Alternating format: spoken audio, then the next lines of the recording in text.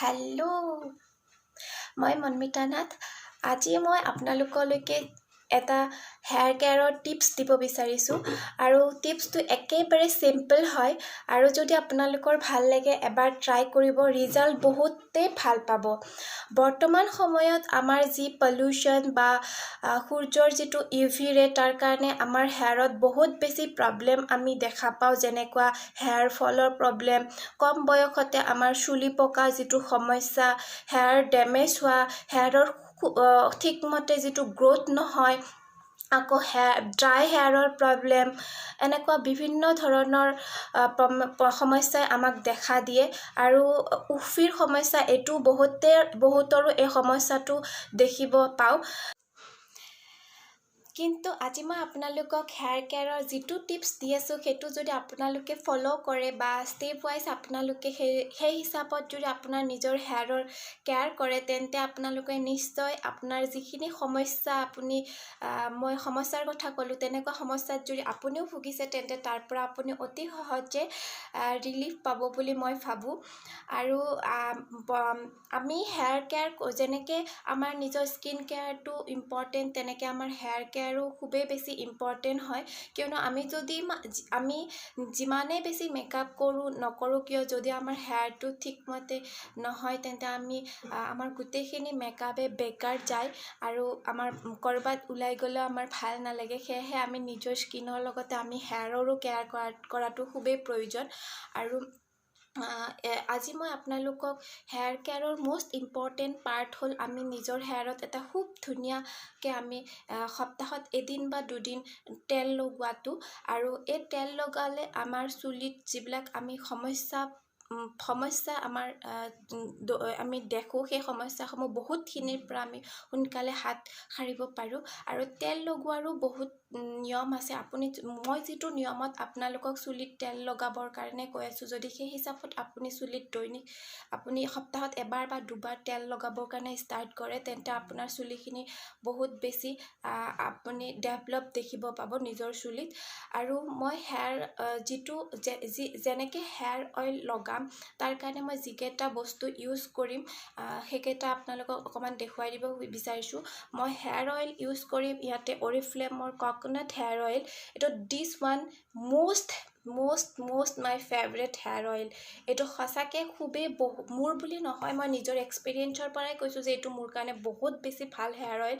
আৰু মই যিমানে এইটো ইউজ কৰিছে সকলোৱে মোক কৈছে এয়া হেয়াৰ অইলৰ নিচিনাকৈ ইয়াতকৈ বেটাৰ হেয়াৰ অইল কেতিয়াও পোৱা নাছিল। দামো বহুত বেছি কম আৰু আপোনালোকে কম দামতে এটা ভাল হেয়াৰ অইল যদি নিজৰ চুলিৰ বাবে বিচাৰি আছে, তেন্তে এইটো আপোনালোকে ল'ব পাৰে, অৰিফ্লেমৰ কক'নাট হেয়াৰ অইল। এই বটলটোত আপুনি 100 ml পাব। ইয়াৰ টেক্সচাৰটো খুব লাইট হয় আৰু এইটো পিয়'ৰ কক'নাট অইল হয়, একদম পিয়'ৰ হয়, কোনো ধৰণৰ ইয়াতে আৰ্টিফিচিয়েল একো এড হোৱা নাই। আৰু খুব ধুনীয়া হয় আৰু ইয়াৰ স্মেলটো একেবাৰে কক'নাটৰ নিচিনাই হয় স্মেলটো।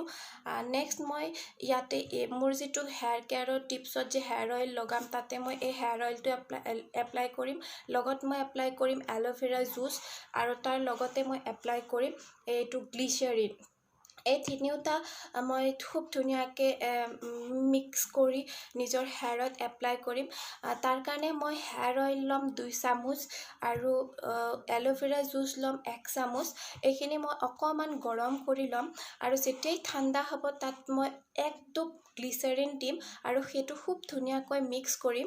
আৰু তাৰপিছত মই এটা কটনৰ হেল্প লৈ নিজৰ চুলিৰ গুৰিবিলাকত খুব ধুনীয়াকৈ মই অইল লগাম আৰু অইল লগাই মই খুব ধুনীয়াকৈ 10 মিনিট নিজৰ চুলিত মাছাজ কৰিম।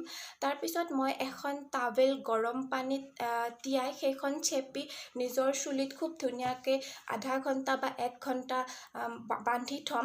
আৰু তাৰপিছত মই নিজৰ যিটো মোৰ ভাল লগা শ্বেম্পু বা কণ্ডিচনাৰ আছে সেইটোৰে শ্বেম্পু কণ্ডিচনাৰ কৰিম।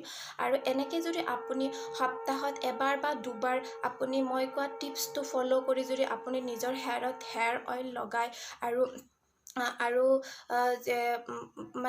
এই হিচাপত নিজৰ হেয়াৰৰ কেয়াৰ কৰে, তেন্তে আপুনি অতি সোনকালে আপোনাৰ চুলিখিনিৰ যিটো সমস্যাত পৰি আছে সেই সমস্যাখিনি দূৰ হ'ব বুলি মই ভাবোঁ আপোনাৰ ইয়াৰ ফলত আপোনাৰ চুলিয়ে এটা খুব ধুনীয়া নাৰিছমেণ্ট পাব আপোনাৰ ড্ৰাই হেয়াৰৰ প্ৰব্লেম থাকিলে সেইটো আপোনাৰ ছল্ভ হ'ব আপোনাৰ চুলিৰ গ্ৰ'থটো বহুত সোনকালে হ'ব আপোনাৰ হেয়াৰৰ যিটো ডেমেজ হৈ আছে সেই ডেমেজ হেয়াৰৰ পৰা আপুনি ৰিপেয়াৰ পাব চুলিত অইল লগালে তাৰপিছতে আপুনি হেয়াৰ ফল প্ৰব্লেম ভুগি আছে যদি তাৰ পৰাও আপুনি অতি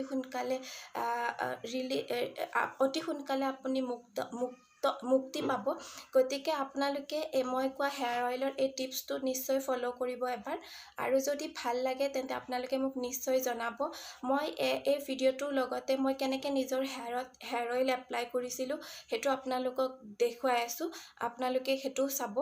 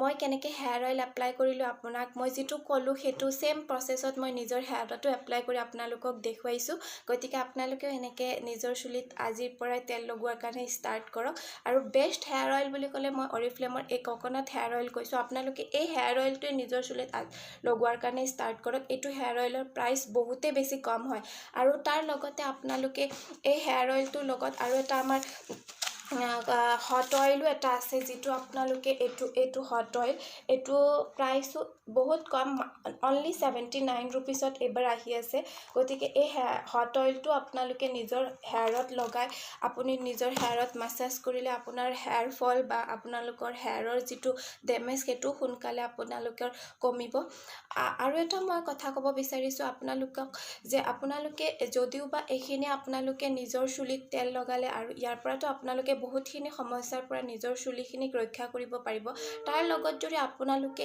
এই অমেগা 3 যিটো এটা আমাৰ অৰিফ্লেমৰ ৱেলনেছ বা অৰিফ্লেমৰ এটা ফুড ছাপ্লিমেণ্ট হয় এইটো যদি আপোনালোকে ইয়াৰ লগতে খাবৰ কাৰণে ষ্টাৰ্ট কৰে তেন্তে আপোনালোকৰ যিমানখিনি আপুনি চুলিৰ সমস্যাৰ যিটো আপোনালোকে অইল লগাই বা শ্বেম্পু কণ্ডিশ্যনাৰৰ জৰিয়তেও ছল্ভ কৰিব পৰা নাই সেইখিনিও সমস্যাৰ পৰাও আপুনি অতি সোনকালে আপুনি ৰিলিফ পাব পাৰিব কিয়নো অমেগা 3 আপোনাৰ ফিছ অইল হয় এইটোৱে আপোনাৰ চুলিৰ গ্ৰ'থত আৰু চুলিৰ আপোনাৰ যিটো শ্বাইন বা আপোনাৰ চুলিৰ যিটো নাৰিছমেণ্টত বহুত বেছি আপোনাক হেল্প কৰে ধন্যবাদ